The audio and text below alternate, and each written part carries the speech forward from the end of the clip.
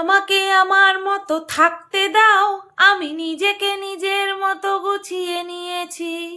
যেটা ছিল না সেটা না পাওয়াই থাক, সব পেলে নষ্ট জীবন। এইটুকুই করব, কারণ এটা আমি পুরোটা করে দেখেছি, কপিরাইট দিয়ে দেয়। হ্যালো বন্ধুরা, কেমন আছো সবাই? আশা করছি তোমরা সবাই ভালো আছো, আর আমিও ভালো আছি। আজ এখন বাজে রাত 11টা 15, আর আমার কর্তামশাই এখনো বাড়ি ফেরেনি, আসছে অন দ্য ওয়ে। বুঝতে পেরেছো কত রাত করে করে বাড়ি আসে? আমি মাঝে মধ্যে ভিডিওতে বলি, ব্লগ ভিডিওতে বলি, ধারণা করতে পারবে না এখন কটা বাজে, এখনো কাজের থেকে বাড়ি ফেরেনি। তো কাজ কর্মঠ মানুষদের, বউদের কোনো সময় নাকে কান্না কাঁদলে চলে না, তাই না? কর্মঠ মানুষদের বউদেরকে সবসময় স্ট্রং হতে হয়, যে না, আর এই মনে করে আনন্দ পেতে হয় যে আমার বর কর্মঠ, আমার বর 2 পয়সা মায়না পাচ্ছে, তাতে কি আছে, ঘরে বসে নেই। তো যাই হোক, গান দিয়ে তো একটা ছোট্ট করে গান দিয়ে তো ভিডিওটা শুরু করলাম। এইবার বলবো, গতকালকের করা যে ভিডিওটা, অ্যাকচুয়ালি আমি সেই দিনই ভিডিওটা করছি। এটা গতকালকে যে ভিডিওটা আমি করেছিলাম, কোন রিলেটেড সেটা তোমরা সবাই জানো, একটাই ভিডিও করেছি। তো সেই ভিডিওতে আমি তোমাদের কমেন্ট পেয়ে এতটা খুশি, আমার এমনিতেই খুব মনের জোর, সেটা তোমরা সবাই জানো। আর এই ইউটিউবে, এই সোশ্যাল মিডিয়ায়, বিশেষ করে কন্ট্রোভার্সিয়াল জোনে তোমরা আমার মনের জোর এতটা পরিমাণে বাড়িয়ে দাও না, কি বলবো। যেটা কিনা যা করতে আমার কষ্ট হয়, সেটা তোমাদের কথায় মানে আমি একেবারে ইজিলি করে ফেলি, স্মুথলি করে ফেলি। তো তার জন্য তোমাদেরকে ধন্যবাদ দিয়ে কখনো ছোট করব না। বুক ভরা ভালোবাসা তোমাদের জন্য। এই যে এক একটা কমেন্ট, মানে কি বলবো, মানে ওই যে বলে না চার্জ, তোমরা আমাকে চার্জ দিয়ে দাও তোমাদের কমেন্টের মাধ্যমে। আমি নাম বলতে গেলে হয়তো একজনের নাম বলবো, আরেকজনের নাম বলবো না, বলতে পারবো না, বলা হয়ে উঠবে না, তো সে হয়তো কষ্ট পাবে। তো সেই কারণের জন্য আমি পুরো পরিবারটাকে, যে আমাকে যে এইভাবে তোমরা ধরে রেখেছো, তার জন্য তোমাদেরকে অসংখ্য ধন্যবাদ। আর এই ধরে রাখার জন্যই তো এখনো পর্যন্ত মধ্যমণি হয়ে বিরাজ করছি। আর এটাই যেন থাকে, যতদিন পর্যন্ত আমি এই কন্ট্রোভার্সিয়াল জোনে এই চ্যানেলটা থেকে কন্ট্রোভার্সি করব, ততদিন পর্যন্ত আমি যেন তোমাদের নয়নের মণি হয়েই থাকতে পারি। এত ভালোবাসা আমার কপালে লেখা ছিল, ভাবলেই যেন অবাক লাগে, তাই না? এত খাঁটি ভালোবাসা, মেকি ভালোবাসা না, স্বার্থে ভালোবাসা না, জাস্ট ওটাকে কি বলে, সেলফলেস ভালোবাসা। বিনা স্বার্থে ভালোবাসছো, শুধুমাত্র ভালোবাসছো, আর কিচ্ছু না। তোমাদের আর কোনো স্বার্থ নেই, শুধুই ভালোবাসাটাই স্বার্থ, তার সেটাও নিঃস্বার্থ। তো যাই হোক, তোমাদের কমেন্ট পেয়ে আমার মনের জোর আরও দ্বিগুণ বেড়ে গেছে, ঠিক আছে, 10 গুণ বেড়ে গেছে, দ্বিগুণ বলে ভুল হবে। আর হ্যাঁ, তোমরা আর ভয় পেও না। একজন আমাকে কমেন্ট করেছে, তুমি মুখেই বলো, ভেতরে ভেতরে নো, নেভার, আর না, আর হবে না। আমি যেই ডিসিশন নিয়েছি, তারপরে আর কোনো কিছু হওয়ার নেই। সব কিছু শেষ হওয়ার পরেই ওই কাজটা আমি করতে পেরেছি, এটা তোমরা জেনে রাখবে। আজ পর্যন্ত এই ইউটিউবে আমার পেছনে অনেকে অনেক ছুরি মেরেছে, সেটা তোমরা দেখেছো, কিন্তু আজ পর্যন্ত এরকমটা আমাকে করতে দেখেছো কখনো? করতে দেখোনি, কারণ আমি করিইনি। সুতরাং এটা যখন করেছি, তার মানে ভেতর থেকে পুরোপুরি নিঃশেষ, একেবারে এতটাই বীতশ্রদ্ধ হয়ে গেছি, যার জন্য এই কাজটা আমি করতে পেরেছি, ঠিক আছে? আর এটাই হচ্ছে আমার প্রমাণ, এটাই আমার প্রমাণ যে আমি কতটা নিজেকে সামলে নিয়েছি, আর বেসামাল হব না, ঠিক আছে? তো যাই হোক, ভগবান যা করেন ভালোর জন্যই করেন। তোমরা এটাও আমার কমেন্ট বক্সে লিখেছো যে সুতপাত, তোমার কপাল ভালো, তুমি অল্পে বেঁচে গেছো। এইরকম কথা আরও অনেকেই আমাকে বলেছে যে তোমার কপাল ভালো সুতপাদি, তোমার কপাল ভালো, অল্পেতে বেঁচে গেছো, নতবা আরও মুড়িয়ে সর্বনাশ হয়ে যেত, মুড়িয়ে খেয়ে নিত, ঠিক আছে? তো যাই হোক, আজকে এই ভিডিওটা হয়তো 6 ছোট্টর মধ্যে হবে, কারণ আগামীকাল আমি ভিডিও দিতে পারবো না, ভিডিও করতেই পারবো না, দিতে পারবো না মানে ভিডিও করতে পারবো না, ভিডিও করার টাইম পাবো না। যদি পাই, অবশ্যই কন্টেন্ট নিয়ে কিন্তু ঠিক চলে আসবো, ঠিক আছে? এবার ব্যস্ততার মাঝখানেও একটা বিষয় নিয়ে আমি ভাবলাম তোমাদের সাথে আলোচনা করি, আর এই মানে চ্যানেলের থ্রুতে কন্ট্রোভার্সি করি। বিষয়টা কি? বিষয়টা হচ্ছে, মন্দিরা তার 4 বোনের সঙ্গে মিলিত হবে, কিন্তু সেটাকে ক্যামেরাবন্দি করতে পারবে না, ক্যামেরাবন্দি করতে পারবে না। সেই মোমেন্টগুলোকে ক্যাপচার করে তোমাদের সামনে তুলে ধরতে পারবে না, যে সে তার 4 বোনের সঙ্গে মিলিত হওয়ার জন্য কতটা ব্যাকুল, এবং সে তার 4 বোনকে একসাথে কাছে পেয়ে কতটা মানে পাগল হয়ে যায়, সেই জিনিসটাই আর কি, সেই মোমেন্টটা ক্যাপচার করতে পারবে না, ক্যাপচার করে তোমাদেরকে দেখাতে পারবে না। এটা নিয়ে কথা উঠেছে। এবং এই যে ক্যাপচার করে দেখাতে পারবে না, এর কারণস্বরূপ, এর নেপথ্যে যে কারণটা রয়েছে, সেই কারণটা বলা হচ্ছে যে সোমনাথের কড়া নির্দেশ। সোমনাথ কড়া নির্দেশ দিয়েছে বলেই মন্দিরা তার 4 বোনের সাথে তার যে মিলন ঘটবে সেটা তোমাদেরকে দেখাতে পারবে না। আমি ভেবে পাই না এই ধরনের কথা বলার আগে মন্দিরা কিছুদিন মাত্র হয়েছে যে একটা ভিডিও সে আমাদের সামনে পেশ করেছিল, যেখানে সে তার একার ডিসিশনের কথা আমাদেরকে জানিয়েছিল। আর সেই ডিসিশনটা কি ছিল, যে সে আজকের পর থেকে, মানে মন্দিরা আজকের পর থেকে তার ভিডিওতে তার কোনো দিদি অথবা বোন, তাদের না নাম তুলবে, না তাদের সাথে কোনো মোমেন্ট ভিডিওতে আনবে, অর্থাৎ তার ভিডিওতে তার বোনেদের দিদিদের কোনো রকম কোনো মুখই দেখাবে না। আর এই ডিসিশনটা শুধুমাত্রই যে মন্দিরার, সে যে কারোর সাথে কোনো রকম সলা পরামর্শ করেনি, সেটা কিন্তু সেই দিন ভিডিওতে মন্দিরা পুরো ক্লিয়ার করে দিয়েছিল যে আমি কিন্তু কারোর সাথে আলোচনা না করেই আমি এই ডিসিশনটা নিলাম, যে আজকের পর থেকে আমি আমার ভিডিওতে কোনো জায়গায়, কোনো দিন, কোনো সময় আমার দিদি বোনদের নামও উচ্চারণ করবো না, তাদের দেখানো তো বহুত দূরের কথা, এরকমটা বলেছিল। কিন্তু আজকে শোনা যাচ্ছে যে সোমনাথ নাকি বারণ করেছে যে মন্দিরা যাতে কোনো রকম কোনো দিদিদেরকে না দেখায়, এবং তাতে করে যাতে কোনো কন্ট্রোভার্সি না হয়। আচ্ছা, আমি হচ্ছে মন্দিরার একটা 4 দিদির মধ্যে একজন, ঠিক আছে? তো এই যে আমি শুধুমাত্র কি কন্ট্রোভার্সি ক্রিয়েটার হিসেবে কি মন্দিরাকে দেখাই, নাকি আমি কন্ট্রোভার্সি চ্যানেলে মন্দিরাকে দেখাই না তো। আমার তো একটা ভ্লগ চ্যানেলও আছে, আমি ছোট্টখাট্ট ভ্লগার। আমি যদি দেখিয়ে থাকি মন্দিরাকে কোথাও, সেটা আমার ভ্লগ চ্যানেলে দেখিয়েছি, কন্ট্রোভার্সি চ্যানেলে তো দেখাইনি। তাহলে এটা নিয়ে মানুষ কন্ট্রোভার্সি কেন করবে? কারণ তারা আমাকে শুধুমাত্র কন্ট্রোভার্সি ক্রিয়েটার হিসেবে দেখে, ভ্লগার হিসেবে দেখে না, বা ভ্লগার হিসেবে আমি মন্দিরার মুখটা আমার চ্যানেলে দেখাই, সেটা তারা চায় না। যে কোনো একটা কিছু হবে, তাই না?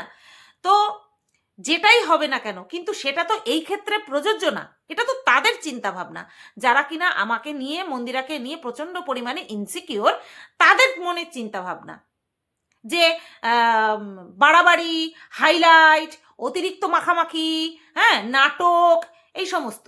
আমাদের ভালোবাসাটা মানুষের কাছে নাটক, হাইলাইট, অতিরিক্ত বাড়াবাড়ি, এই সমস্ত মনে হয়, মাখামাখি, দুদিনের পিরিত, ছুটে যাবে, এই সমস্ত। যেখানে মানুষের জীবনের কোনো নিশ্চয়তা নেই, সেখানে সম্পর্কের নিশ্চয়তা থাকে কি করে? তবে হ্যাঁ, একটা সম্পর্ক ধরে রাখার জন্য যে চেষ্টাটা, সেটা কয়জন করতে পারে, সেটা কয় পক্ষ থেকে, দুপক্ষ থেকে হয় কিনা, সেটাই হচ্ছে দেখার বিষয়। এই যে এটা যে দেখার বিষয়, সেইটা যে লোক দেখানি না, সেইটা মানুষ তখনই বুঝতে পারবে যখন মন্দিরার বাড়িতে মন্দিরার 4 বোন, 5 বোন, দিদি, 10 বোন, দিদি, যেই আসুক না কেন, তাদের সঙ্গে যখন মন্দিরার সম্পর্কটা একদম ঠিকঠাক থাকবে, আর যে কয়জনের সঙ্গে থাকবে সে কয়জন বুঝলেই এনাফ। এই যে যারা বলেছিল, বা এখনো বলে, বা ভবিষ্যতেও বলবে 2 দিনের পিরিত, তাদেরকে প্রমাণ করার জন্য কোনো কিচ্ছু না, এই বিষয়টা তাদের মগজে ঢুকবেই না। তারা একটা জিনিস ভেবে রেখেছে যে মন্দিরা এই তার দিদি বোনদের সঙ্গে যে সখ্যতা, সেটা করছে পার্টিকুলার কোনো একজনকে দেখানোর জন্য, যার মধ্যে ফিলিংস বলে কিছু নেই, তাকে দেখানোরও কিছু নেই।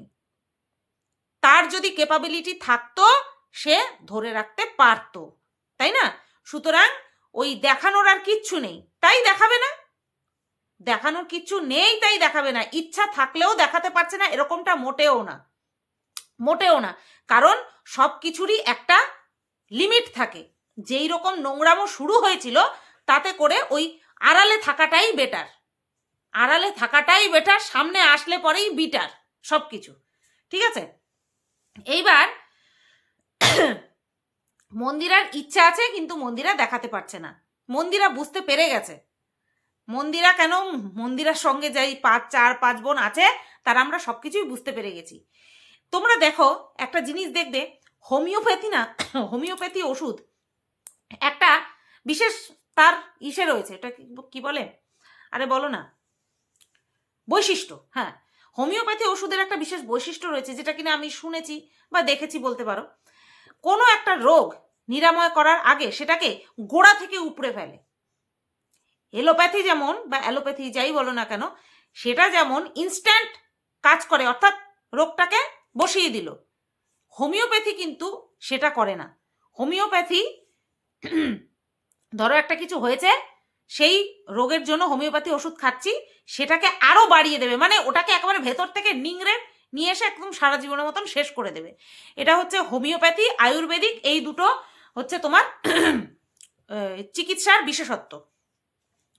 তো এই যে মন্দিরা সোমনাথ যে সিমলা মানালি গেল, যে সেখান থেকে ফেরার পথে ও কতগুলো নাজারপাট্টু এনেছে দেখেছো? একটা নিজের জন্য, আর চার দিদি বোনের জন্যও কিন্তু নিয়ে এসেছে। এই জিনিসটা তোমরা মাথায় রেখেছো? আমি কিন্তু এই জিনিসটা ভীষণ পরিমাণে ভাবি, যে মন্দিরা আসলো, সিমলা মানালি থেকে আসলো, আমাদের সবার জন্য নজরপাট্টু নিয়ে এসেছে, যাতে করে কোনো বাইরের অশুভ শক্তি আমাদের ঘরে প্রবেশ করতে না পারে। মনে পড়ে তোমাদের? সাথে সাথে মন্দিরা নিজের বাড়ির জন্য তো হাজারো রকমের নজরপাট্টু কিনে এনেছে। একটা গেটের বাইরে, একটা স্ক্র্যাচ পড়ে যাবে, একটা ঘরের মধ্যে, একটা গেটের মধ্যে, একটা গেটের বাইরে, হাজারো রকম নিয়ে এসেছে। কিসের জন্য? যাতে করে ওদের সংসারে কোনো অশুভ শক্তির নজর না পড়ে, তাই না? হচ্ছেও দেখো তাই। ঠিক এই যে যেমন আমি বললাম যে হোমিওপ্যাথি কাজই হচ্ছে গোড়া থেকে নির্মূল করা, এই ক্ষেত্রেও কিন্তু তাই হচ্ছে। এই ক্ষেত্রেও তাই হচ্ছে। সমস্ত বেঈমানদের আমাদের কাছ থেকে সময় কিন্তু দূরে সরিয়ে দিচ্ছে। এইটা কিন্তু ভেবে দেখলে পরে মারাত্মক একটা জিনিস। হয়তো আমাদের কষ্ট হচ্ছে, হয়তো আমাদের সাফার করতে হচ্ছে, কিন্তু জিনিসটা কিন্তু আখেরে ভালো হচ্ছে। এখানে সাফার মিন্স এই দৌড়ঝাঁপ না, আমাদের যে মানসিক একটা যে সাফার করছি না আমরা, এতদিন পর্যন্ত করছিলাম, আর হবে না। এটা কিন্তু এই যে ভেতর থেকে রোগটাকে একদম গোড়া থেকে নির্মূল করে দিয়েছে, অলরেডি দিয়েছে। আর তার জন্য কিন্তু এই যে নাজারপাট্টু, এটা কিন্তু সত্যি সত্যি জিনিস, যে এটা কিন্তু আমি বুঝলাম। আর এই বিষয়টা নিয়েই আমি বলবো বলেই কিন্তু এই ভিডিওটা করছি। তোমরা আমার এই কথাটার সঙ্গে একমত কিনা বলো তো? নতবা তোমাদেরকে তো আমি নিজের মুখে বলেছি যে আমি কোনো দিক বিদিক দেখিনি, আমি চলে গেছিলাম দেখা করতে। আমি ভাবিও নি ভবিষ্যতে কি হবে না হবে, এই কথাটা সামনে আসলে কি হবে না হবে, কে সামনে আনবে, কিভাবে আসবে, আমি কিন্তু ভাবিও নি। আমি জাস্ট চলে গেছিলাম। সেটা কি এমনি এমনি? আমি কি ক্যামেরা অন করে গেছিলাম? যাইনি তো। ভিউজ কামানোর জন্য গেছিলাম? যাইনি তো। কোনো রকম কোনো কাকুতি মিনতি করতে গেছিলাম? যাইনি তো। কোনো রকম কোনো থ্রেট মারধর করতে গেছিলাম? কোনো কিছু উসুল করতে গেছিলাম? না, না, যাইনি। কি জন্য গেছিলাম সেটা তোমরা সবাই বুঝতে পেরেছো। তো এই যে একটা যে ভেতরে একটা কোনো কিছু যে আটকে থাকা, সেটাকেই যে একেবারে সমূলে উৎপাটন করে দিল, সেইটা কিন্তু পুরো পরিষ্কার হয়ে গেল। ওই নিভে থাকার থেকে পুরো একদম সাফ। এটা কিন্তু বেশ ভালো। এই নাজারপাট্টু আসার পর থেকেই কিন্তু এটা হয়েছে, এটা মানতেই হবে। বিনাশ, সমূলে বিনাশ, ফিলিংসের সমূলে বিনাশ, ওম সোহা হয়ে গেল। তো যাই হোক, এইরকম ভুল ধারণা কিছু মার্কেটে এখন ছড়াচ্ছে, হয়তো আরও ছড়াবে, কারণ একটা গেলে আরেকটাকে তো ধরতেই হবে। এটা আমাদের কন্ট্রোভার্সি ক্রিয়েটারদের করতেই হবে, কিছু করার নেই। তো এরপরে আরও ছড়াবে হয়তো। তো এটাই বলে দিলাম যে সোমনাথের জন্য কিছুই না। সোমনাথ বারণ করেছে। সোমনাথ যদি বারণ করত, তাহলে সৌভাগ্যী কুটিরে কেউ ঢুকতেই পারতো না। এটা হচ্ছে সবচেয়ে বড় কথা। লুকিয়ে রাখবো, ক্যামেরায় দেখাবো না সেটা তো পরের কথা। সোমনাথের যদি কোনো জায়গায় আপত্তি থাকতো, তাহলে ওর দিদি বোন কেন একটা পাতা ওদের ঘরে ঢুকতে পারতো না, তাই না? তো এই বোকা বোকা কথাগুলো বলার আগে একবার চিন্তা করলে ভালো হয়, বা এই মার্কেটে ছড়ানোর আগে মাথার মধ্যে আগে ঢোকালে পরে ভালো হয়। যে আমি যে বলছি যে সোমনাথের কথা অনুযায়ী হচ্ছে না, সোমনাথ যদি না চাইতো তাহলে মন্দিরা কাউকেই ইনভাইট করতে পারতো না। আজকে আমার বর যদি না চায়, আমি জেদ দেখিয়ে কাউকে ইনভাইট করতে পারবো না, সেটা মন থেকে আসবেই না। তাকে দেখাবো কি না দেখাবো সেটাও পরের কথা। আর এখানে তো মন্দিরা নিজের মুখ থেকেই স্বীকার করে দিয়ে, মানে ওটাকে কি বলে, সিদ্ধান্ত নিয়ে জানিয়ে দিয়েছে, আমি আর কাউকে কোনোদিনও দেখাবো না, কারণ নামও তুলবো না। আমি সেই দিনও মন্দিরার কাছ থেকে 2টো নাইটি অর্ডার করেছি। আমি যাচ্ছি, ও আমাকে চিনতেই পারছে না, নাম নিয়ে নি বলছে ওয়েলকাম টু সুতোপাস ওয়ার্ল্ডের সুতোপা বলে একজন মেসেজ করছে। আমিও সেই কারণে okay as a business woman হিসেবেই দেখছি, যে ও একজন বিক্রেতা, আমি একজন ক্রেতা, সেই হিসাবেই আমি ওকে লাইভ চলাকালীন মেসেজ করেছি যে ওই নাইটিটা একটু দেখাবেন প্লিজ, ও সাদার উপরে গোলাপি প্রিন্ট করা নাইটিটা দেখাবেন প্লিজ, আমি 2টো নাইটি অর্ডার করেছি।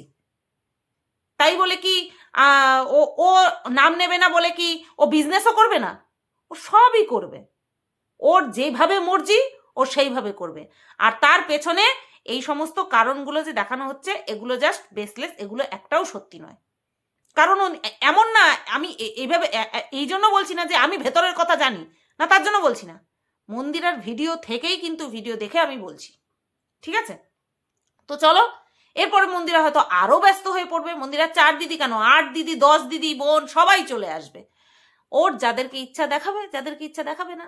আমার শুধু খারাপ লাগে একটাই কারণে, যারা আশ নিয়ে, বুকে আশা নিয়ে বসেছিল যে আমরা মন্দিরার 4 বোনকে একসাথে দেখব, একসাথে আনন্দ করছে দেখব, খাওয়া দাওয়া করছে দেখব, সুন্দর একটা মুহূর্ত দেখব। আমার শুধু আফসোস হয়, কষ্ট হয় শুধুমাত্র সেই সব ভিউয়ার্সদের জন্য, আর কোনো কিছু না, ঠিক আছে? তো চলো, এই ভিডিওটা আমি এই পর্যন্তই রাখলাম। 6 ছোট্টর মধ্যে একটা ভিডিও দিলাম, কেমন লাগলো অবশ্যই কমেন্ট করে জানিও। ফ্রি হয়ে গেলে আবারও ভিডিও চলে আসবে, ঠিক আছে?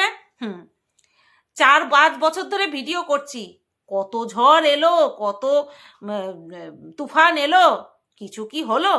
আমার যেটা মর্জি সেটাই হবে, ঠিক আছে? চলো, সবাই ভালো থেকো, সুস্থ থেকো, টাটা।